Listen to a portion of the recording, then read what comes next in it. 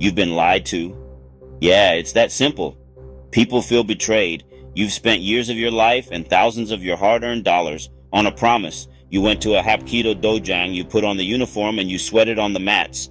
You learned complex, intricate movements that felt powerful in a controlled setting. They told you this was the key.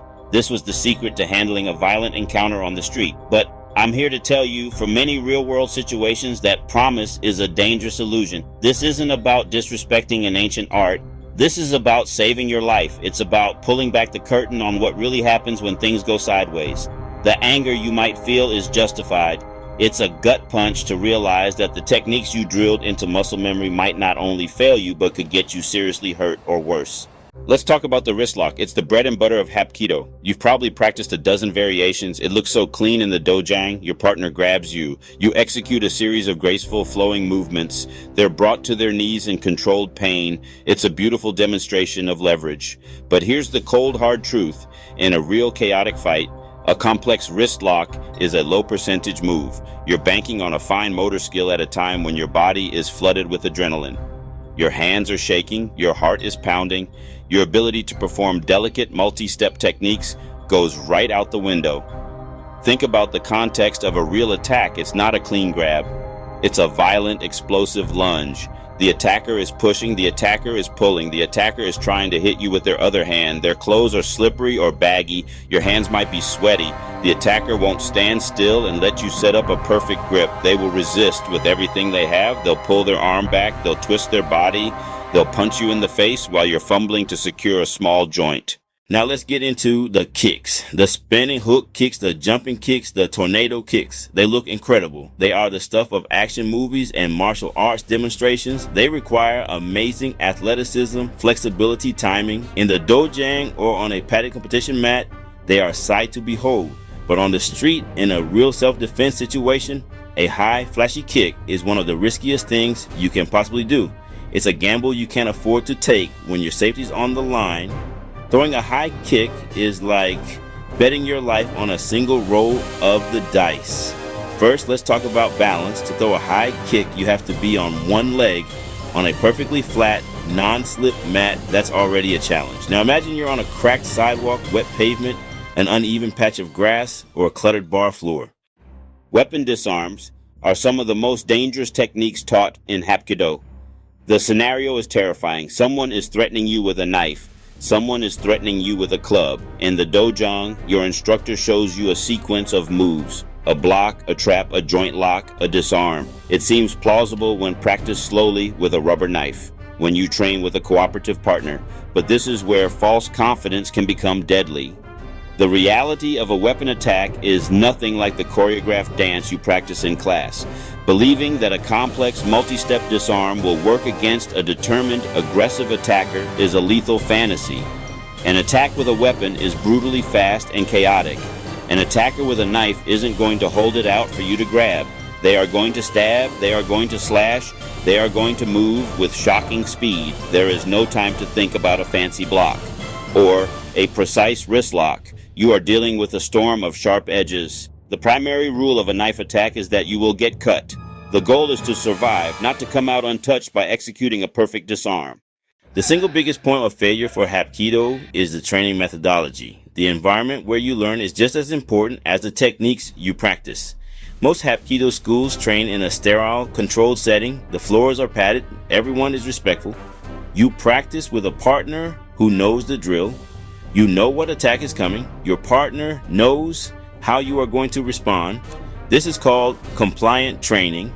It's useful for learning the basic mechanics, but it's woefully inadequate for the ugly reality of a street fight.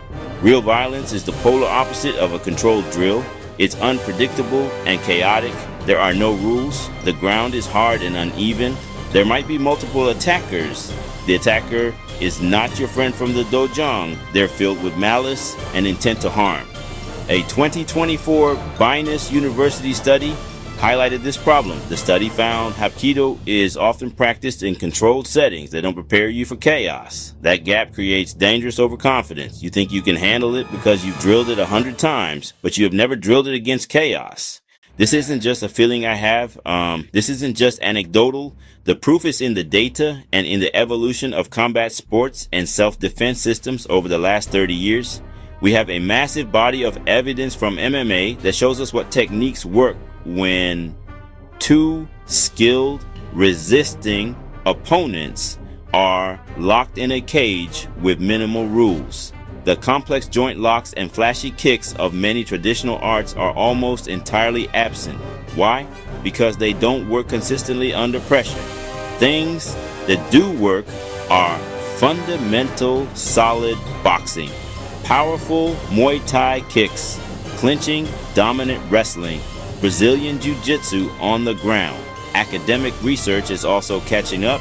We already mentioned the 2024 Binus University study that pointed out Hapkido's weaknesses against multiple armed opponents and the difficulty of using its complex moves under adrenal stress.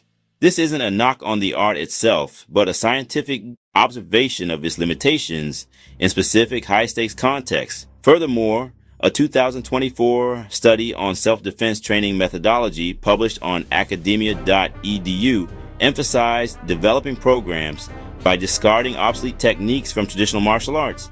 The goal is to measure effectiveness, and that study found that after reality-based training, 71.3% of participants reported increased confidence in fighting back effectively. If you want to know what works in a fight, you have to look at where fighting is tested. The modern combat reality is defined by systems that stress test their techniques constantly. Let's start with mixed martial arts. Montage, MMA. Montage, BJJ. Montage, Krav Maga MMA is the ultimate laboratory for hand-to-hand combat. It's not a style.